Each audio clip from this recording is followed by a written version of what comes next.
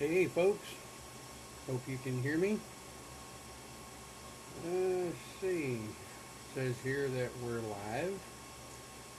I'm checking the feed on the Facebook page.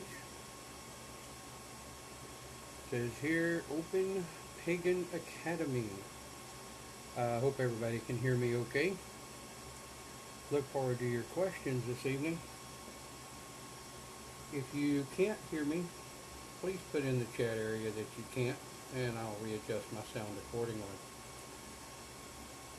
Tonight on our first live with the shaman, we're going to be talking about the human animal.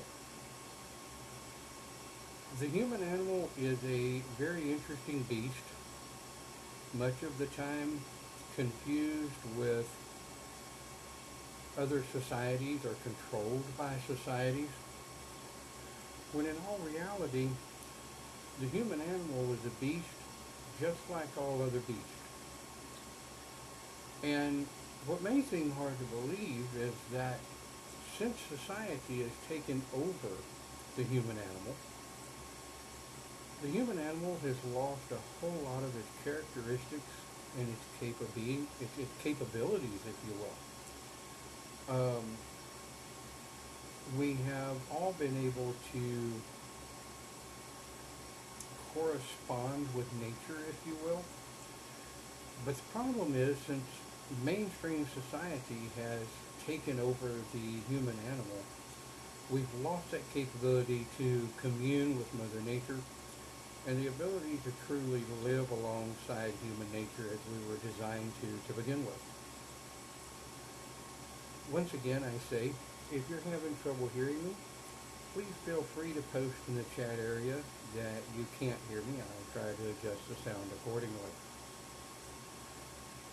This is our first video blog on Live with Shaman, and we will be live in video here on the group site, and that group site is Open Pagan Academy. I've only been in the group for a short period, come to know the admins and the owner of the group quite well. Very good people. Good to see that they've got the group, and I'm really glad to see that they're keeping it as open to all paths with a basic pagan foundation as possible. So, moving on with the human animal, what is it that makes humans so different than, say, animals like apes, dogs, cats, bears, lions and tigers and bears, oh my. I think what it is that the human base philosophy wants to have something bigger and better than all other animals. Well, therein lies a major problem when it comes to trying to be better than everything else. Then we involve ourselves in pride. We involve ourselves in things that destroy us before we ever really get started.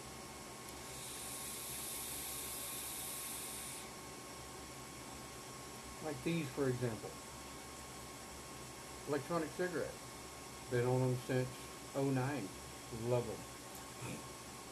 And things like soda, Dr. Pepper, coffee, other forms of herbs and things that humans have taken and completely bastardized them.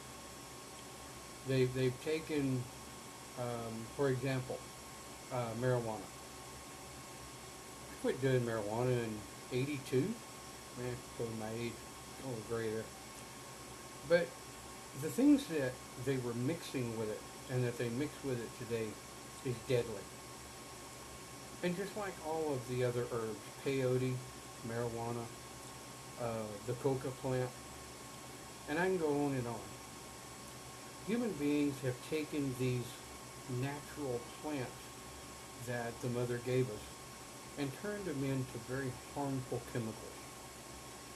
They've turned them into destructive, money-making chemicals, if you would, please. So let's think about what the human animal was devised for in the very beginning. Now I'm going to hit bare basics here.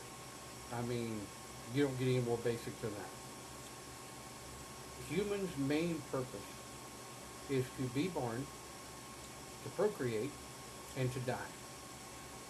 Sounds kind of harsh, but it is what it is. Human beings are an animal like all other animals and all other species of animals on this planet. We are the only animal on Great Mother Earth that require a roof, an office for me to sit in, massive servers over here to secure my network, and I sit here doing a live video show, if you will, on a group that at present standing is 195. 15 new, that's great, that's what we like to see. But why does the human animal seem to need all of these devices?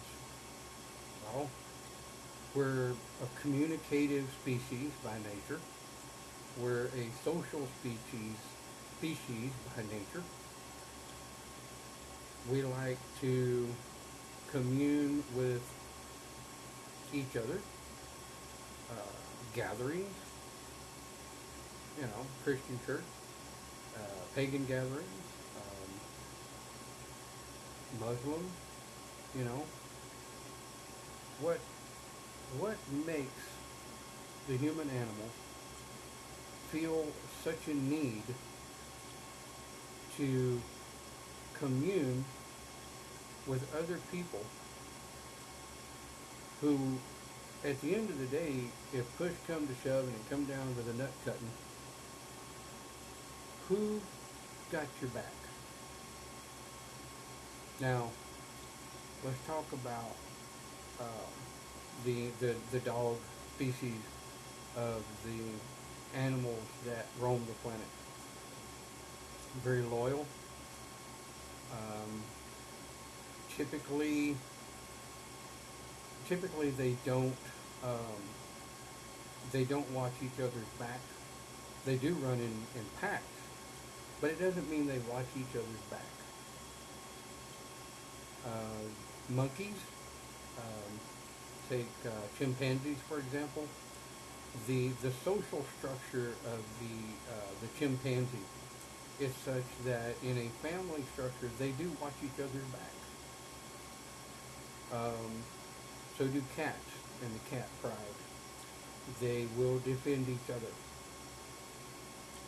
Humans, as socially practiced as we are, if you will, we are the first one to stab somebody in the back to get ahead. Think about the work market, the job place. When you go out for a job, how many people have you seen that will screw you over to get a promotion, to get ahead, to get away with shit, rather than just doing their job? So, what it boils down to is we, as a species, have to realize that if we don't start embracing our animal nature, and that doesn't mean go out in packs and kill people. We already have enough of that. And that goes to prove the animal nature of human beings that has really come back to play over the last several years. And it's been going on for thousands of years. You think about it. All the wars and everything that has come about just because someone doesn't like the way someone lives, or someone doesn't like the way someone looks. So how do we embrace our human nature and still maintain and embrace the animalism of the human? Well, let's think about it. What are some of the big things that has been repressed since the onset of modern society, if you will? Free thought. Hey, I live in America. Free thought is fine as long as I don't offend anybody. Anybody's bullshit meter ever go off the scale there? Free thought as long as I don't offend anybody? The purpose of free thought is offensive to most when you think about it. Another one is freedom of speech. Freedom of speech is perfectly fine as long as I don't call somebody a son of a bitch. Then it offends their human nature. And the biggest one of my most favorite topics, is human sexuality. That is one of the biggest repressed natural human events that can ever take place in a human's life, is human sexuality. And it goes to show, and it's proven every day in homes, in public, in churches, in schools.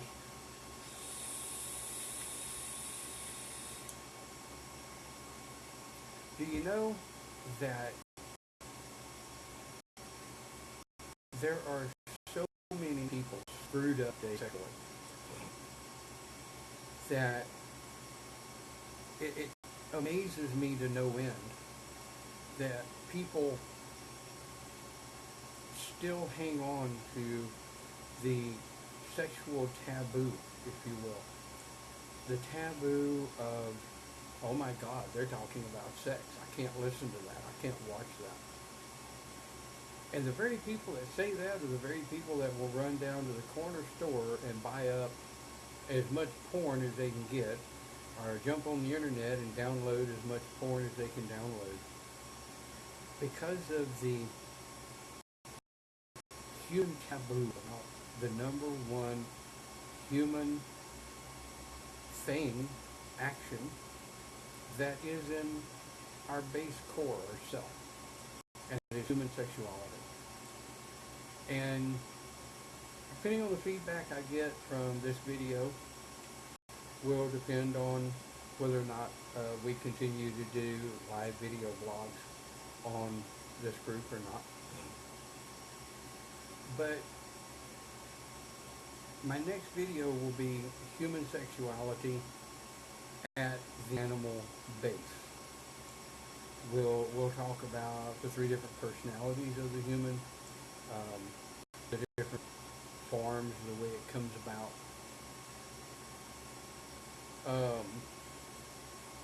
But you guys have to let me know what you want. You have to know what you want and what it is you're looking for. And yes, I'm typing at the same time I'm talking. Kinda. There's people chatting with me, asking me questions, what have you. I'd like to see more questions in the site though. That'll come in time. This is our first video after all. And the length of them will change. Some of them will be 15 minutes, some of them will be 20, some of them will be 30. And at the end of each video blog, I will be putting in a definite plug for a internet radio station that I'm live on as well. And I do different topics for the two shows so that they don't step on each other. Last thing I want is a conflict of interest, if you will. But what is the human animal? Why is it so important?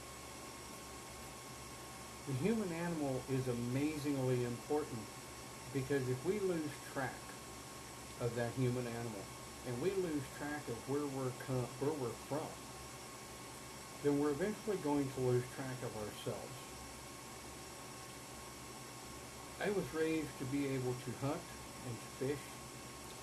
I was raised to be able to take care of myself, to be able to provide for my family, to live off of what the Mother Goddess has provided for me, and to be able to take care of my family. That is the human nature at core, to be able to survive. And so many of, over the last 20 years, so many of the kids coming out today, not a single one of them know how to survive in an environment where there are other animals who will eat your ass for lunch, breakfast and dinner, if you will. So, why don't we embrace the human animal? That's simple. Mainstream society knows beyond a shadow of a doubt that if they allow human beings to embrace the animal, there are several things they're not going to be able to control. Let's think about it. If you truly embrace your human animal, and you truly embrace everything you are as a human being, and society loses control over those aspects, they're going to have more people that know how to hunt, how to fish, how to live off the land, how to take care of themselves, how to do the things that are required to do to live as a human animal anytime, past, present, future, whatever. People would not have to depend on grocery stores. People would be able to grow their own herbs, grow their own medicines, take care of their own herbs, and take care of their own family. I am not saying we don't need modern medicine. It saves a lot of people, and though I'm shaman and I firmly believe in herbal healing, energy, trigger point energy, and what have you, I also believe there's a place for medicine. But if more people knew the ins and outs of being able to grow a garden, they wouldn't be so dependent on grocery stores. So we continue. Churches would not be able to control sexuality. Human beings are sexual creatures at the core. And I don't know how many people I have met just in the last, let's go 5 years, just in the last 5 years, that are so screwed up sexually, they're convinced they hate sex. They're convinced they don't like it. They can live without it. Sure you can. You're not required to have sex to live, but it's a part of who you are as a human animal. And I don't believe that everybody should just go out and bend over the closest hole they can find and everybody shag like a bunch of crazy puppies or a bunch of crazy cats in heat. No, that's not what I'm saying. What I'm saying is embrace who you are. Embrace what you are, all of it. All 5 human elements. Because without those 5 human elements, you are not going to be a together human. And the 5 human elements are simple. It's spirit, it's physical, emotional, psychological, and sexual. I don't mean spirit as in spiritual, but I do mean physical, emotional, psychological, and sexual self. Those are all a part of the human animal. Take a big brown bear, for example. Big brown bears big, you know, burly, badass to the bone bears. They have 5 elements just like the human. They have a spirit. That's obvious. They're living creatures. They do have a conscience. If you watch them in their own society, they do have a conscience. They take care of their physical self. They are emotional and psychological creatures. And, well, anybody knows that's ever seen a male bear, they have a voracious sexual self, appetite. Monkeys, same thing. The cat that you have as your familiar. The dog that you have as your best friend. All of these aspects are 5 different elements of a living, breathing creature. Humans, on the other hand, humans just happen to be a lot more vulnerable when it comes to our animal self. Ever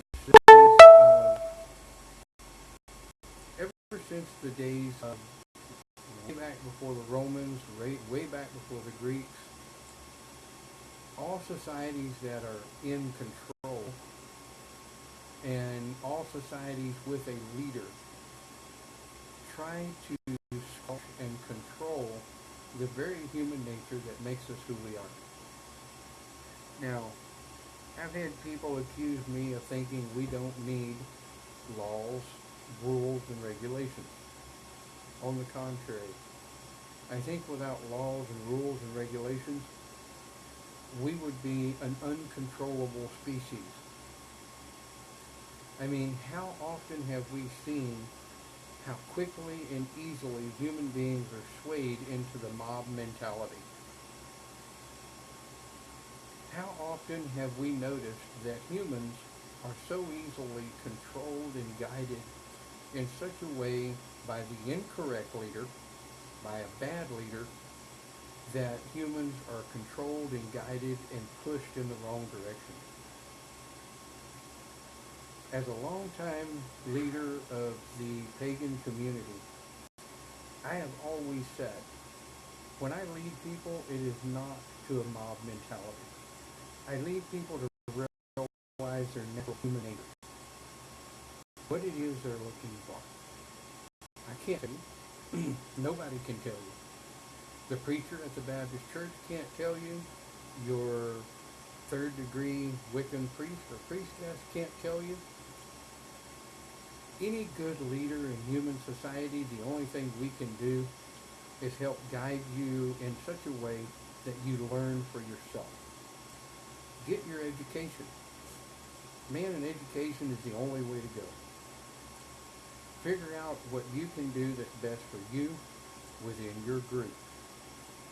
If you're not a leader in your group and you're a member of a group, communicate with your leader. Listen to what your leader is saying, and if it sounds wrong and you're not allowed to question that leader as a human animal, there's a problem with the leader.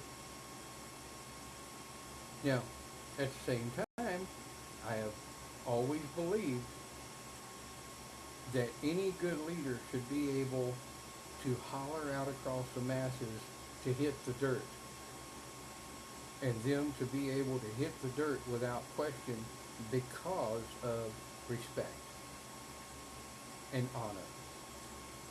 And you have earned that respect and honor by the people that you lead over the years, and they know that you're not going to have them jump off the nearest mountain just to see if your dumb ass can fly. There are leaders that have done that in the past, and there will be leaders that will do it in the future. So to kind of wind down a little bit, my first live blog here on on our group to kind of wind it down a little bit.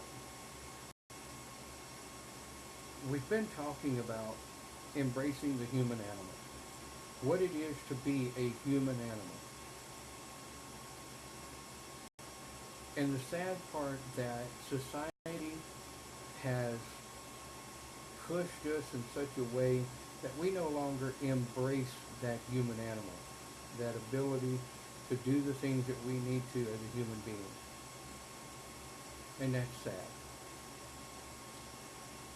Some people say, when I say the phrase human animal, that, like I said earlier, we should be running around shagging everything that bends over. Or that we should be taking or stealing things that don't belong to us. Not at all. Not in the least. We should always respect other people's space. We should always respect other people's property. And we should always respect others. And I am all for respecting other people, whether they be dog, cat, whatever, you know. We have to be able to embrace the human self, the human animal, where we're from. We are one of the few species on this planet that can communicate globally with text, not just video chat like we're doing here, not just radio shows that I'm going to be doing here in about 30 minutes. But for thousands of years, scholars and historians, newspapers, and all other forms of written news have been communicated globally over the entire planet. The human animal is the only species on this planet that loves to absorb and soak up text. We chat on Facebook, we text in cell phones, we send and receive emails. Some people actually still send and receive written letters. Yeah, with a stamp, you know, and an envelope. Hard to believe.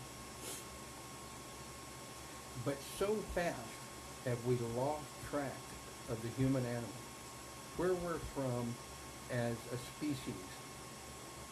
And my challenge to you between now and my next live video blog will be to look deeper into your animal self. Will be to look deeper within yourself and ask the question, what happened to my ability to embrace my animal self? Would I be able to provide for my family if there were no more grocery stores? Would I be able to stand it without air conditioner, central heat, or automobiles for that matter? Would I be able to survive? Well, yes, I am a shaman, but long before I even knew what shamanism was, I was taught to survive. I was taught how to survive. My grandfather taught me a lot. My mother taught me a lot. But running around and associating myself with the types of people that are survivalists, not these people that are hung up in the doomsday thing. I'm not really big into the doomsday thing. You know, I'm not saying it doesn't exist. Hell, I don't know. Not there yet. But I am a survivalist. I am a human animal at the core. Hey, I can put a nice shirt on, nice pair of slacks, go to work every day, and get along fine with the executives of the company I work for. I do it every day. But when I walk out of that office and I get in my truck to come home, I am a human animal trying to make it go, trying to make it work just like everybody else. So with that being said, I hope everybody has enjoyed the first Live with Shaman video blog. I'll be signing off now. and I'll hope to see you at the next video. There probably may not be every week, maybe once or twice a week, maybe once or twice a month. It all depends on the bandwidth. How many people wish to become more involved with the conversation and ask questions of Live with a Shaman? I'm always open for questions. If I can't have the answers right off the top of my head, or a spirit guide tonight's there, then we'll find them together. How about that? I look forward to your comments. Share the video, because I know Facebook will keep it. I'll probably share the video on my YouTube page. And one last thing, I'd like to give a little plug. I go live every Sunday night at 9 p.m. Central Standard Time on the UnitedPaganRadio.net. That's right. I'm giving them a plug because of them. I think Live Pagan Radio is the way to go. And I think we should keep video blogs in place. So I won't be doing video blogs on the same topic of what I will be doing in the radio station. So if you want Live Pagan Radio, come over to the UnitedPaganRadio.net. Hope to see you all there. Hope you all have a good evening, and obey. Blessed Alyssa. Thank you for listening. Have a great night.